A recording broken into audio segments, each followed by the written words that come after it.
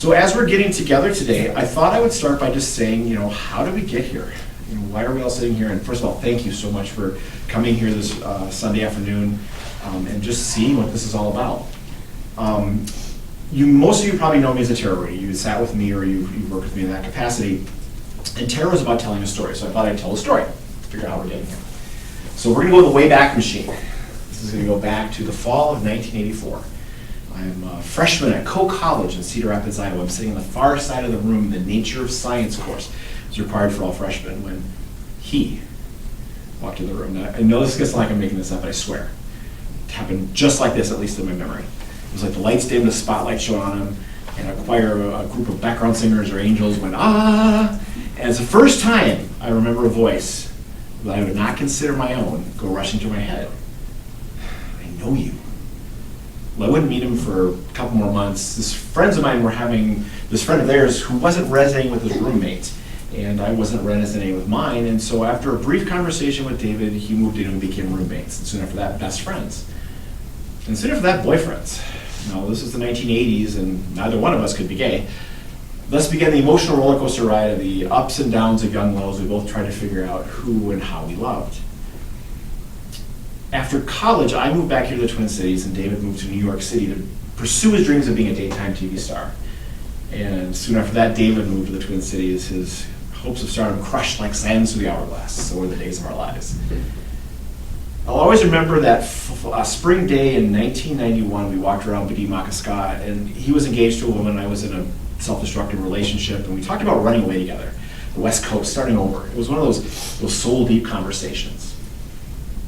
The fall of 1991 found me honing my skills as a food service manager at Dayton's Southdale Marketplace Foods. It was Black Friday, and as we were preparing food for those people searching for that perfect gift at the perfect price, the phone rang, and it was for me. It was my mom. It turns out David was killed the night before in a car accident on Thanksgiving night, returning home from visiting his family in Iowa. And my head exploded. I remember driving home on 35W north to my apartment in Uptown screaming, no, no, no. I couldn't wrap my head around it. Friends who came to see me said that half my face was purple with grief. The funeral was a blur. I was a pallbearer. I don't remember, was it snowing? Unclear. After the funeral, I remember being in that same kitchen at Dayton Southdale making egg salad, thinking, you are off exploring the universe and I am here making egg salad. What is wrong with that picture? That began my quest to understand this thing called life and death. What is this thing called God, and why would it take someone I love so much at such a young age? It didn't make any sense to me. I dug into the Bible first, of course, the Tibetan Book of the Dead, the Quran, the Tao Te Ching, the Bhaktividas, all the things, trying to figure out what was this thing about life and death. It didn't make sense to me. I mean, I knew people died. I mean, old people and sick people, but not young people. I stumbled across books on near-death experiences, and that fascinated me, and so I dug into that. That quest led me to a woman by the name of Echo Bodine. We're sitting in her center now. It was one of the first books I read on spirituality, and it began a quest. I took a psychic development class with Echo, and a number of years ago, 5 or 6 years ago now, and that opened up a lot of doors. During this whole process, and at the time David died, a person swooped into my life that I would consider to be a channel, which is what I'm doing now. I didn't call it that then, but this individual would get what we called dream visions, and he would write them down and give them to me, and he said he never understood them, and they espoused a philosophy that he didn't espouse. He was a recovering Catholic, formerly in seminary, but this was a very new age, what I consider new age philosophy, but it was very much what I would call channeling. However, that gift morphed into something that was manipulating me into staying in a relationship that was not my calling. In fact, the second voice I ever recall going through my head was the very first time I met him, and I was walking, it was at Musicland Yorktown. I was an assistant manager, and I had just met the new staff at the new store, and I went walking to the back room, and a voice came screaming through my head, I will not date this man. I thought that was very odd, because A, he's not my type, and B, I'm in a relationship. Only lasted 15 years, because I'm a slow learner, right? But lots of things were all around this gift of channeling. Along with Echo, I met a gentleman by the name of Thomas John. If you've ever had a chance to sit with him, he's a phenomenal psychic medium. And my first phone reading with him, he brought through David. Now, This is like 30 years after David died, and there's no way, the internet wasn't around, there's no way he could have understood what any of the things that he was telling me were. There was proof that there was life after death. I wanted to do that because I felt the healing I never even knew I needed at that point. So I set off to be a psychic medium. So years went by. I wasn't just like, I don't see dead people, I don't hear things. I'm like, whatever. I finally decided about 5 years ago, 3 to 5 years ago, to hire somebody to kick my ass. I hired a gentleman by the name of Greg Friedman, who's a radio host out of Laguna Beach, California. He's a shaman, works heavily with Native American tribes, and I hired him to be my mentor. And I said, I want to be a psychic medium. I said, okay, slow down, hold your horses. I said, well, I need to figure out what my modality is. And I told him about music and how I hear sounds and I use something like that. I want something to help me bring those wisps of ideas down and to manifest them. And he said, well, what about tarot cards? I said, why not? So I began in my journey as a tarot card reader. If you've sat with me, you know how that gift has evolved over time. The interesting thing is when Thomas John did that very first reading for me, he told me, I think you're a channel, you channel higher energies, and he went on. It was just a brief little statement. And long about, was it February or March, Greg said, by the way, I've just been kidding you. You're not really a tarot reader, you're a channel. So you got to figure out how to be a channel. And I went, well, shit. I don't know what that means. I mean, I've seen him. I've seen him, but that's not it. But then I started thinking about when I'm doing a reading, if you've ever read with me, you'll notice I'll look off to the side and I'll just keep talking. Right? And what I'm doing is I'm hearing something and I'm bringing it through. You can disagree with me, and if it's not right, I'll say, nope, that's not what I'm getting. And I'm like, that's sort of the same thing. So that's really how we ended up here today, was this is the next logical iteration of what I've been doing. So what is channeling? Great question. It's bringing through a voice not my own, we'll use those words, with higher consciousness. In your hands, and if you don't have it, please be sure you grab it on the way out, is the 60 days of channeling. So I started by taking a class with a gentleman by the name of Lee Harris online, and I started out writing them down, and he walks you through, because I'm like, my mentor is like, you got to do this, you got to do a live event, and I'm like, I have no idea what I'm doing, and we went through that whole banter. So I took a class, and how do I do this? And started writing, and then began writing stuff down, and what was coming through was kind of cool. And then I'm like, okay, well, I've got to do this thing in front of people, so I probably should figure out how to start talking. So then I would ask myself a question, and then I would record what I got, and I would write it down, and I put them all on TikTok as more dramatic representations, right? But then I started just not writing a question. I just started letting stuff come through. Holy shit, are there cool things that are coming through. Some of it is the same language from what my ex brought through. Some of it is completely different, but it's a different twist on it. It all ties in with the masters that have walked before. In fact, they even address that. The point they'll say there's nothing new coming through. It's just a different way of framing it, because the truth is still the truth. We are all connected. We are all part of source energy. We are all part of love. We are energetic beings here creating our reality. So what do you do with that? What it does is it gives you practical ways to look at that and apply it to your life. So that is kind of what this day is about.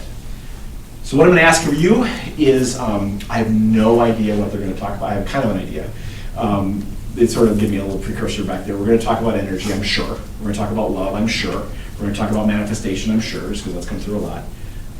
Everybody should learn the phrase, energy goes where attention flows. Learn that now. They say it almost every day. But that's a really important lesson. I don't know what's going to happen. So what will happen is I will do a little prayer. We'll do a centering prayer. Actually, we're going to start by intoning the pitch G, which is the pitch for the throat chakra, which is communication. And we're going to open that fucker right up. And then I'm going to go into meditation. I'm going to sound some singing bowls. I do that every day because I spend a lot of money on them and I really like them. So, and that's a really important thing too, is this is my ritual to get ready. It's not anything divinely inspired. It's just like, I like that. I like that too. Even the scent you're smelling is copal, which is a Native American ethically sourced resin that they use to bring prayers to heaven. Why? Because I like it. It's not anything else other than that. And one of the things that I know, at least I bring through as Paul David, is everybody in this world is making this stuff up, all these rituals, all the prayers and all that, somebody just thought was a cool idea, right? And so you get to make your own version, whatever resonates with you is there. I will channel for a little bit. Usually it's about 15 minutes, might be a half hour, might be an hour tonight. I have no idea what they're going to bring through. And then what we're going to do is I had you bring some questions or ideas just as a way of, Let's see if this works, right? I don't know if they'll answer them. We will not get to all of them. We might not get to any of them. They might bring through no answers. I don't know. We'll find out together. This is a lot of just a fuck around and find out kind of day. Fair? Fair. All right, so first thing what I'd love to do is I'd like to, one of the sacred words is Om, right? And so we're going to take a G, there we go, and just give you, whatever range you're in, Om, just get this together. One more time.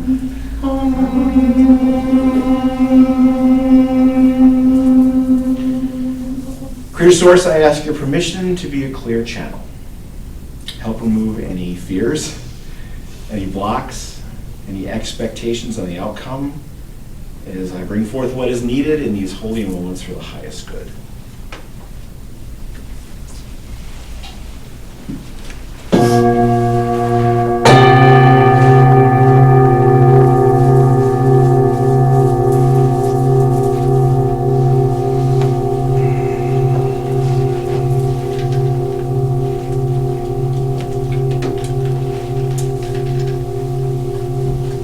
Staring at me for a few minutes while I get in the zone, so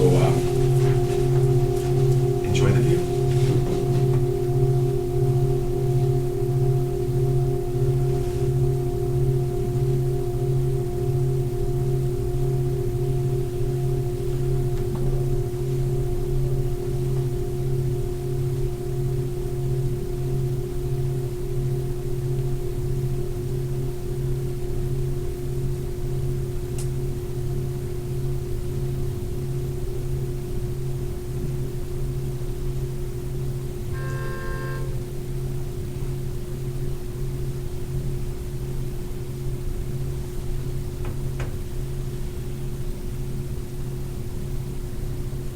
Welcome to everyone here. This is a new day, this is a new dawning. This is a new moment to start fresh.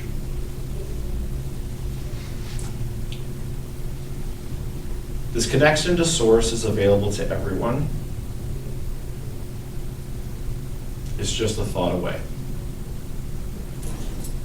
Today we're going to spend some time talking about energy, how to move it, how to use it, how to live your best life in this incarnation. To do this, we first must remember that you are a piece of Source energy. The power that creates worlds surges through you, and you manifest your world by how you move your energy. Energy goes where attention flows, and it's important to pay attention to that formula.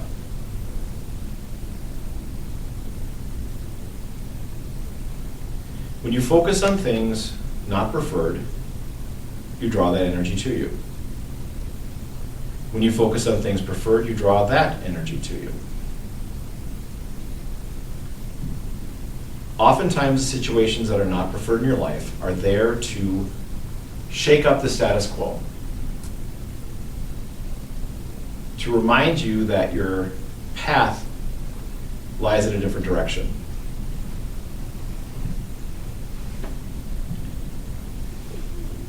When you find yourself in a situation not preferred, your job as the creator is to refocus your energy.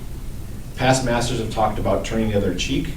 That isn't about being a doormat. That's about changing the focus of your direction, of your energy, so you can manifest something different in your existence. Playing with energy is fun for some, unconscious for most. The call today is for everyone to be a conscious creator. And you do that by paying attention to how and what you're focusing on. This is the foundational element to changing how your world is manifesting.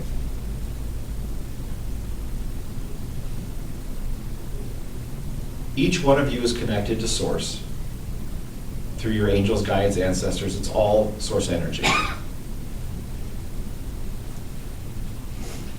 As you learn to listen to that voice within, most call it intuition, it can guide you down a path that is preferred versus one that is not preferred.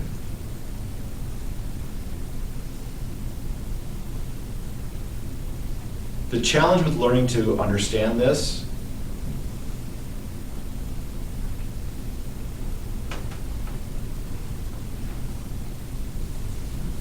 is the voice is small by design.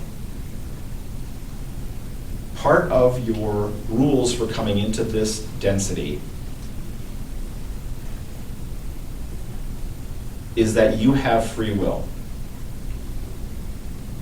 Your ego or your personality is the operating system for this realm. Source, or who you are, is part of that and needs to remain in balance with the ego.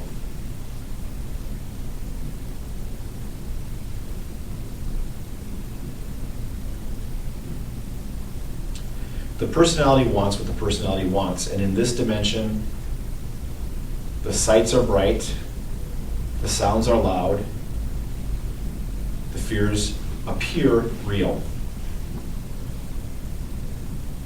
That's by design. If you can back away from your story and think of this more like a grand adventure, a game, it becomes easier to navigate, less pressure.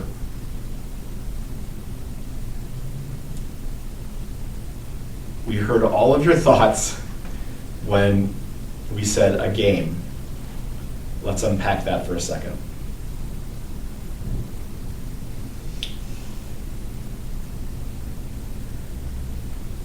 You are eternal. The you that is you, the you that is watching you, the you that is playing this game called life is eternal. The ego, the personality, the part that's hearing us now, is like a garment, a shirt, a suit that you wear for a short time. Just like the clothes you're in now, they are not you, but they reflect you to the outer world. The eternal you never doesn't exist. The temporal you, your personality, your ego, will pass away. As the saying goes, no one gets out alive. That isn't entirely true because you never don't exist. Your personality, though, your suit, like at the end of a day, will go into the clothes hamper. But the person wearing it, will remain. If you can begin to wrap your head around this, you can begin to see that the things that transpire in this world, preferred and not preferred, are simply part of the story that's unfolding. By pulling back from the story and seeing it from a cosmic perspective, it gives you depth and understanding.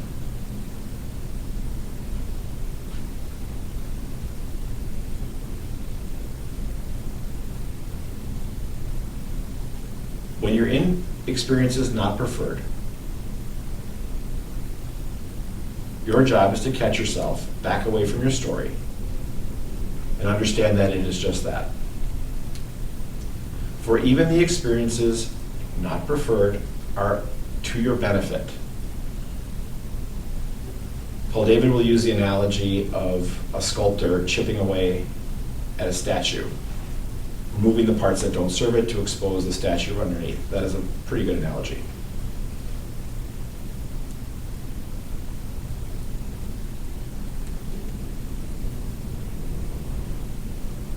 One of the lessons that was brought forth earlier for Paul David was feel the joy.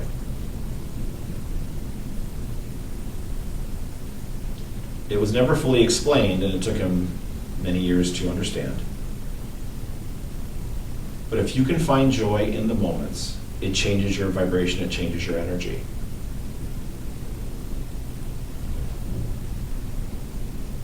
This can become a difficult task when you're stuck in the middle of your story, which is why we talk about pulling back. Seeing it from a more elevated perspective, more divine perspective. When you learn to do this with regularity, you'll understand the universe has a wonderful sense of humor, albeit dry.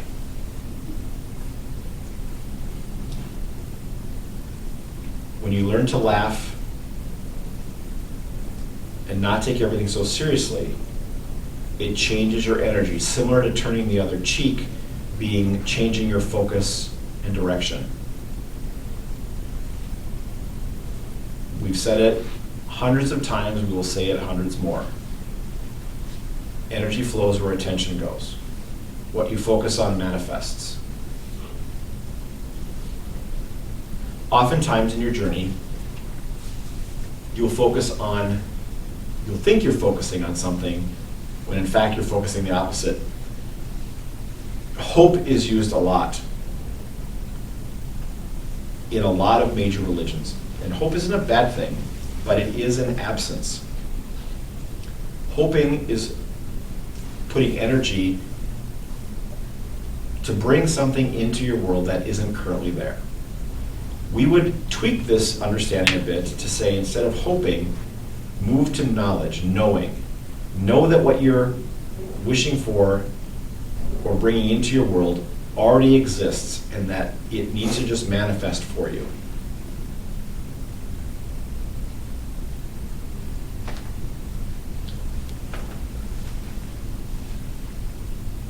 That wasn't the smoothest way to say that, Paul. Got it.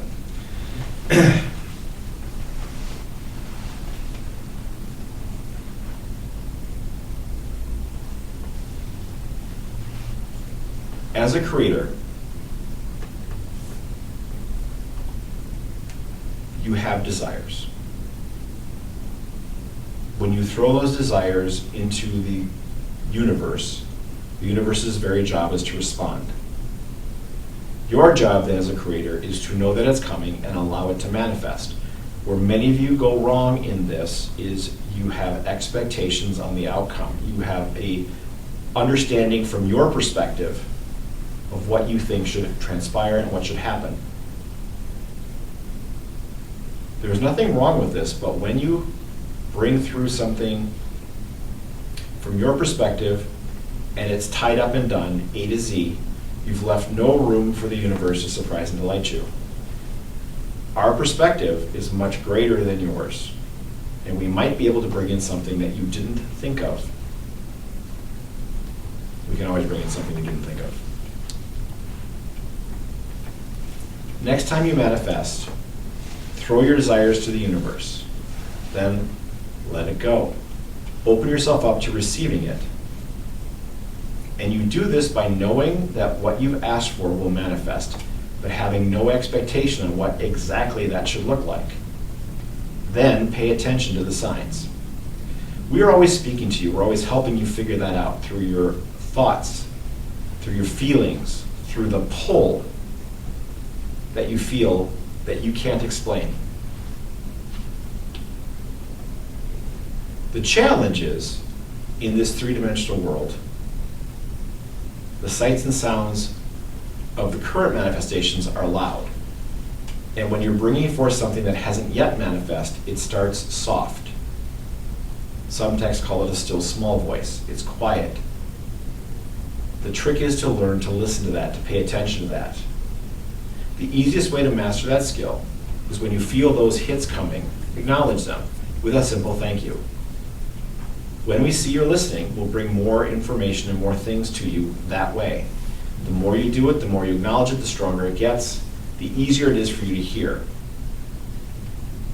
However, the three-dimensional world will always be louder by design.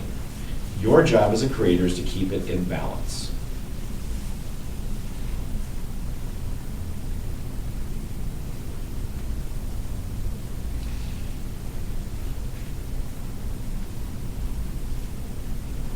You're all navigating this thing very well, you know. It's not easy. It's not supposed to be easy. But again, you're eternal. This is just a grand adventure for now. We urge you to pull back from the story and see it just as that. Navigate those waters, have process. when you take the pressure off, when you give yourself some grace, when you enjoy the journey, it's all so much richer for you, and it's supposed to be rich. See the difficult signs as a call to refocus your attention. When you're in situations not preferred, see that as the call to turn the other cheek.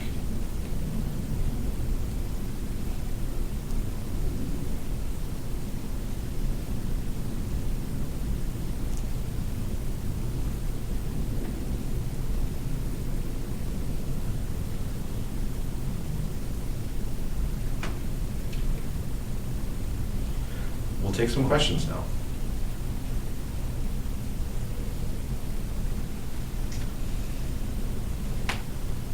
If you have a question, just go ahead and. I have been reading some of, listening and reading to some of what you've been coming through with, and my question in these days is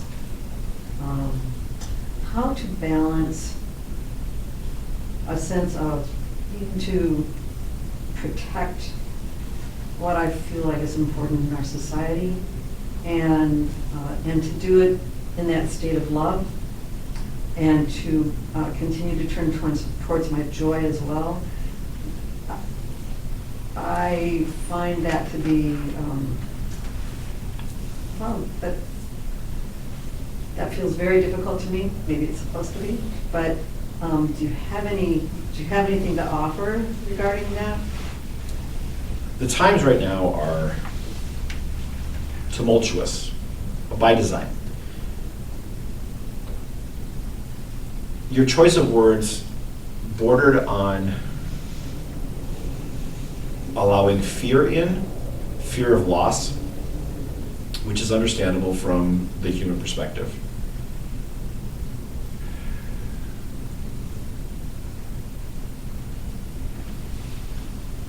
The best thing you can do to navigate these waters is what you said. Continue to find your joy. Focus on your joy.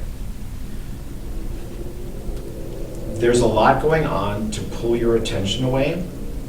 And as we stated when we opened, if you focus on that, you can certainly manifest that in your world. So instead of focusing on it, turn the other cheek. We'll use that adage today. Now, the challenge becomes, aren't I then burying my head in the sand? Aren't I then not paying attention, and what will I lose? Loss is fear. We would challenge you to focus on your joy, focus on your journey, and be like a pebble in the pond. From the epicenter of the pebble, the ripples roll out. When you focus on what's important to you within your journey, within your joy, within your life, that energy radiates out from you, and other people are inspired to look away from their fears and find their joy. The only way to change this planet is one life and one soul at a time, person to person, energy to energy. Gatherings like this are a place to start, but remaining in the knowledge that everything will work out in the end and all is transpiring as it needs to be is very important. And there is a lot to tell you right now that that is not the case. That is the illusion. That is the lie. It is always darkest before the dawn. Things are getting more crazy now because more people are being called to wake up. And this has to be as intense as it is to reach deep into the paradigms and belief structures of so many people. Remember, a single match with struck and lit, a dark room is no longer dark. When a second match is struck, the darkness retreats even further. When a third match is struck, the darkness retreats even further. Think of that like the pebble. By you focusing on your joy, taking your attention away from the not preferred experiences, and living your truth will help to change the people around you. Now, if you feel compelled to protest, to speak against, by all means do so. Just do so from a fact that remembering even those people that are perpetrating all of the things are still a part of God, of source energy. That's the tough part. keeping your energy in love and light is the best thing to do. Sending them, one of the hard things to do is to send the people you disagree with love and light for their highest good. They're being called to wake up too. Some people are in place to be the catalysts. Catalysts are not always of love. They may seem to be of something darker, but their sacred duty is to wake up people around them through their actions. Hard to see from a human perspective, but we urge you to remember all is of source energy. All are costumes as well in this world, clothing, suits, right? The personality is not the soul. This is the work, to keep yourself in the joy, to be that pebble that goes in the water, that the ripples then ripple out from.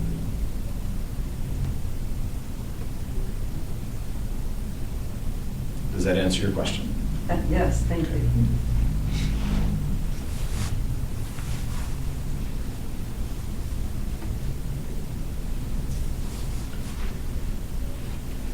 Is there another question? Yes. I am looking for a way to move on in a more productive way. It's in my personal world, society is horrible and it's a very dark world. But I'm stuck. I know, I hear this, but I'm fearful of it and I need to move forward. And just not sure how to do that. I have, to speak to my higher entities, my angels. I pray every day, but it's the words, getting to, I'm going off track. I just, years ago, I had my first reading with you, Paul, and you were wonderful. I pulled the cards and you said, I have a gift. I have dreams and visions. And I said, nope, not ready to read Ghost Whisper. And I just kind of put it in the back. And I actually I ask to kind of keep them at bay, so I don't have the dreams and stuff like that. And now it's time, like I say, personal stuff with family, medical, emotional. I want to move forward with it, and I don't know how. First, we would tell you to breathe. And then find your joy. Let's unpack that for a second.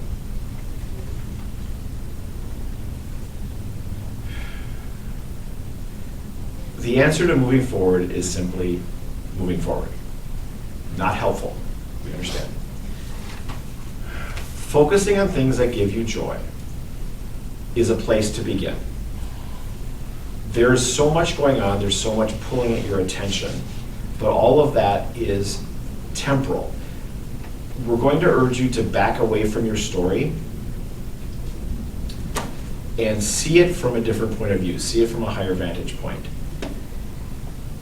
Everything, when you're in the middle of it, in your personality, in your ego, in your suit, is very intense. So you've got to remember that you can take the suit off and send it to the dry cleaners, for lack of a better phrase. Pulling back from your story is a place to start. As far as your dreams and your gifts, if you're looking to manifest those, again, the answer is simple. Start. How do I start? Great question. We would encourage you to get a notebook and just start writing. We are always speaking to you. Your guides and angels, us, same thing, are always speaking to you. And you need to learn to decipher that voice versus the voices of fear that are loud and command attention. The easiest way to do that is to begin writing. We would encourage you to ask a question. What you have to say, you being your guides and angels, and write that answer down. Once you start that practice and start doing that, the repetition will begin to clean out the pipes and clear up the voices so you can better hear what to do. In this, it's very important that you have fun with it. This isn't a matter of life and death, because no one gets out alive, and you are eternal, so you will never not exist. So have fun with this process. Paul David's words are fuck around to find out. You let that one slip. Find that energy, find that path. Start the writing, start seeing what comes through. Listen to that guidance. In the same token, as you're walking through your world, learn to listen to us speaking to you through where you're pulled. You're here today for a reason. Continue to follow and read the writings that we've spoken before. There's things in there that will help you. As you're navigating this, it's all just doing it and finding out how it interferes and reacts to your world. That's not quite the right words. Interacts with your world. Bring it up.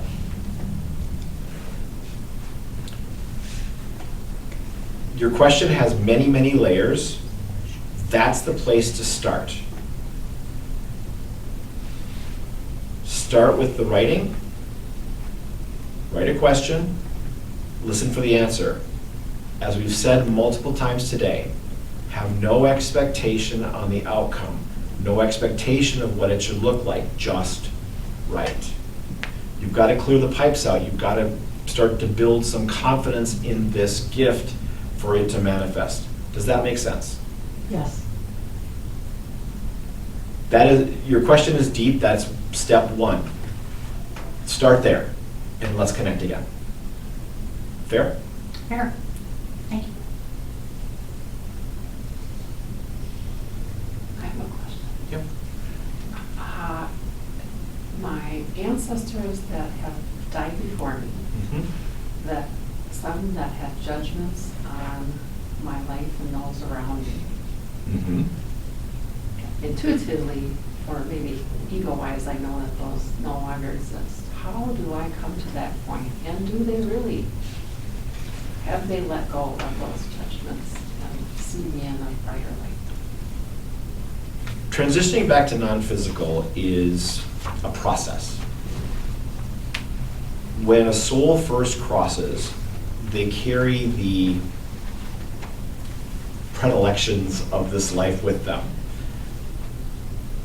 As they continue their experience on the other side, it is not that different, yet completely different from here, in so much as that the education and the training still learn. When a soul crosses over, they have what's heard called a life review.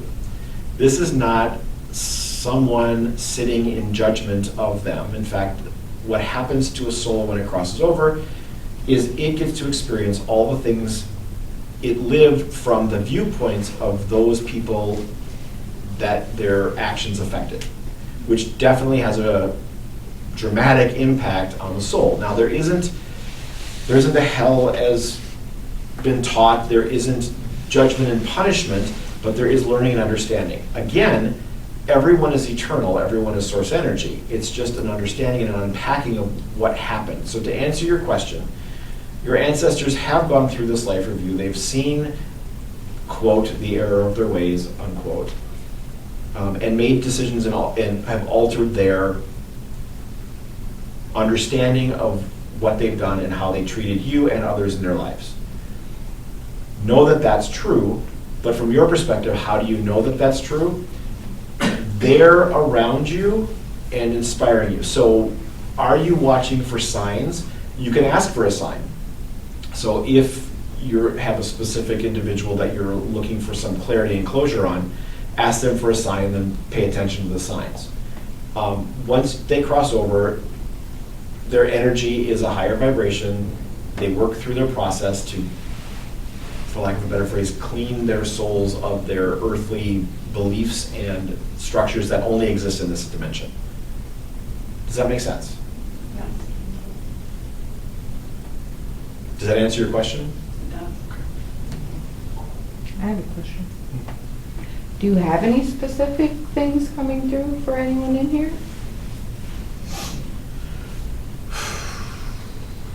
if that's okay. Yeah, it's With great. everyone we asking that?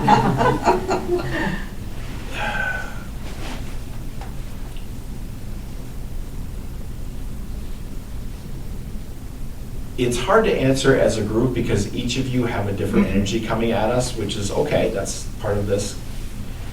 We would say that if we're speaking specifically as a group, which is what today's intent is, we would say it is about learning to play with your energy and control your energy. For everyone specific here, it's a little bit different, but the gist of it really boils down to feeling the joy, especially when you don't feel it. With what's going on specifically in the United States at this moment in time, you're all inundated with drama. That's the best word for it. Not truth, other individuals' perspectives. And many times it's darker. We would say to you, don't get mired in the darkness. What just flashed through Paul David's head was there's a song by 9 Inch Nails, Down in It, which talks about watching a spot so much that it pulls you in. And that's the best definition of energy goes where attention flows.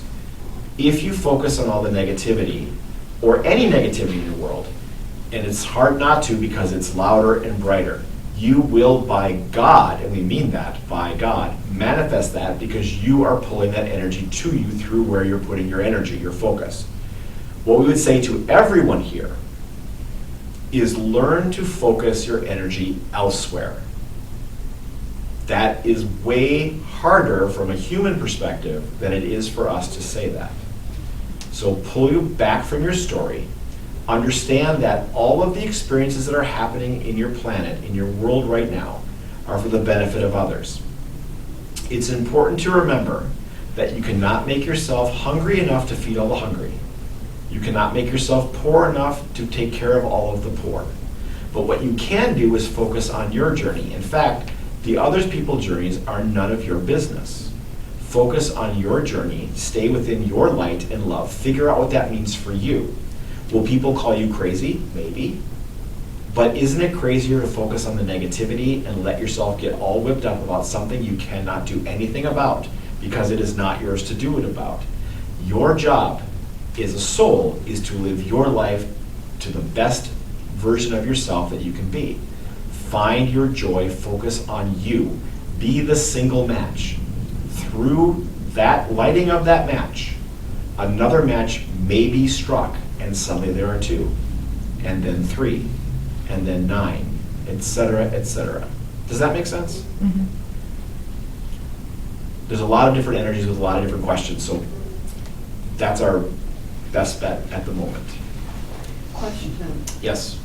I was told a while ago by another channel that my husband and my son are waiting for me to get there to do their life review with me. Have you ever heard of this happening? There is endless variety Ah, in the universe.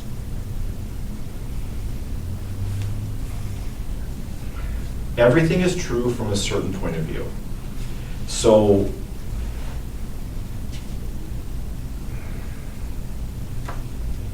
waiting is the wrong word.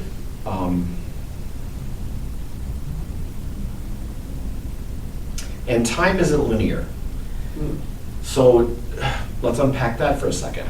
Time is a construct in this dimension to help separate events, but there is only ever the eternal now. There is only now.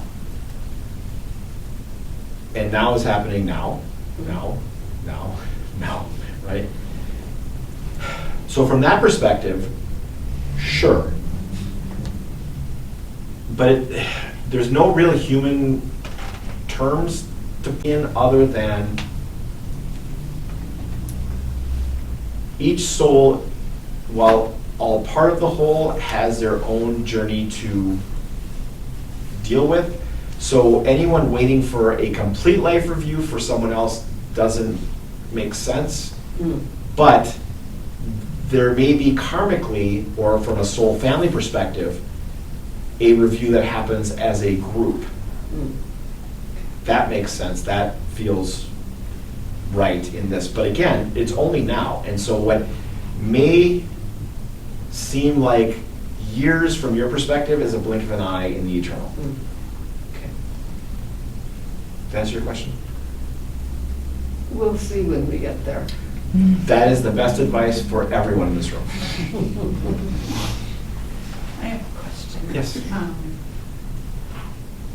The word why. How do you, I know it's a thought that we say in our head, but I feel like it's also like a train track that my brain is on, that the train will stop at a station for a little bit and I have the joy, and I get right back on the train. To answer your question of why, we would say, why not? But your question isn't why. It's about slipping back into past patterns. Yes? Yes.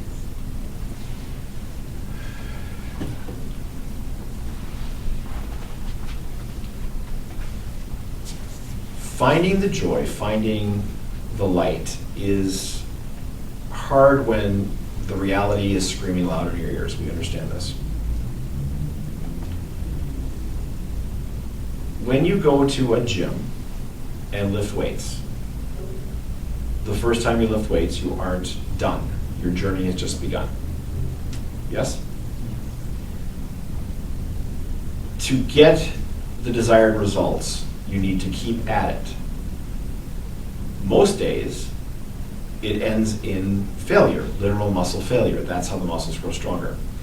To answer your why, we would say it's the same thing. It's getting back up on the horse. It's continuing to ride. Yes, it can be exhausting, but the more you do it, the more you will see the results. But it does require the consistency, and it requires the discipline of keeping on the track. You are encouraged to give yourself grace in all of this. And don't forget to breathe. And when something appears as a pattern repeating, what will serve you is to catch that and understand that that's true, and then step back from that story and say to yourself, this is a pattern repeating, and then find your joy, find a different path in that moment. But you have to catch yourself. The more you do that, the longer between the times that you are replaying a tape will be. Does that make sense? It is, from a human perspective, hard work. From a divine perspective, we just say, just do it. Not helpful. I understand. So begin to catch yourself in those moments. Step back from the story and come back at it. That's the best way to do that. The more you are catching yourself and coming back at it, the stronger, like a gym, your spiritual muscles will be. The patterns will begin to repeat less and less and less. But it does take time, and it simply takes time because you're unprogramming the tapes that are playing in your head. Does that make sense? It's a process. Give yourself some grace. You're doing great. You're doing great. Thank you.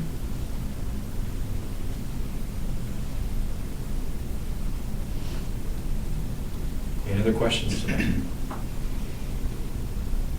Can I ask about fear of one's own abilities or gifts? Oh, I love this question. The channel loves this question. Good one.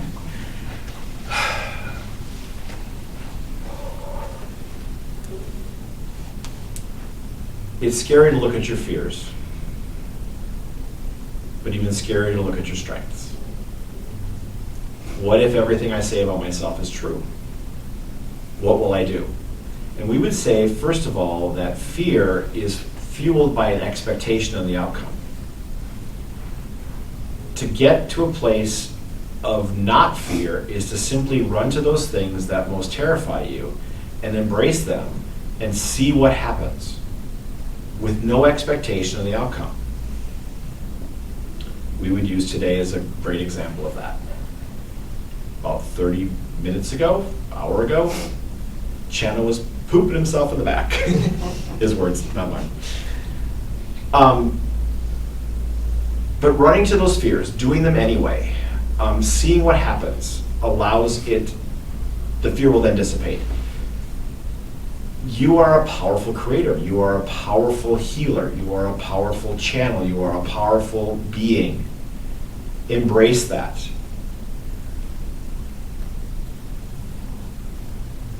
The fear that I am making this all up,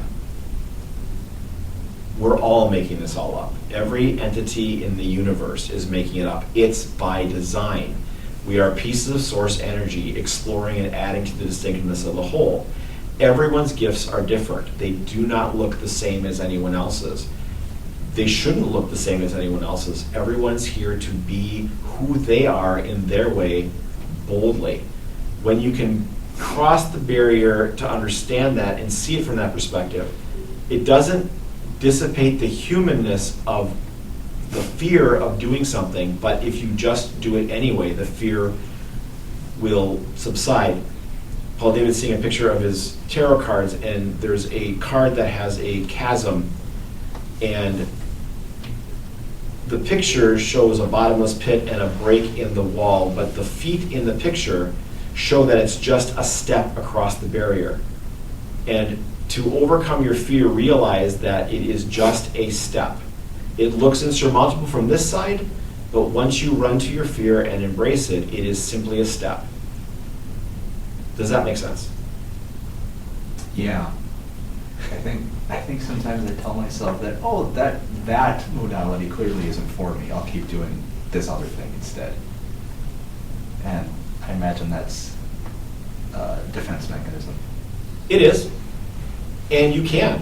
You can limit your grand adventure, or you can expand it. The choice is always yours. There's no mandate from heaven, so to speak, to be any one thing.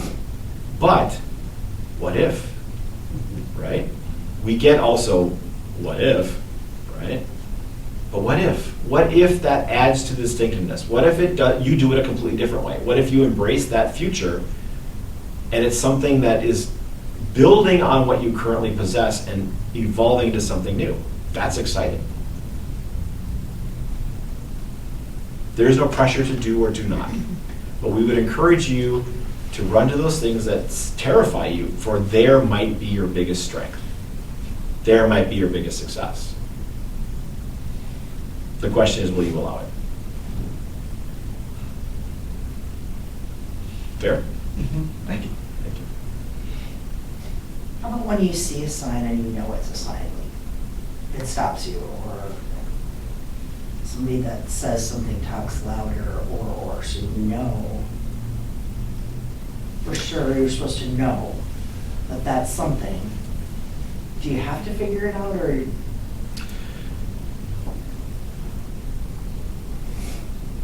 Learning to decipher the signs, learning to understand the language of spirit is a process.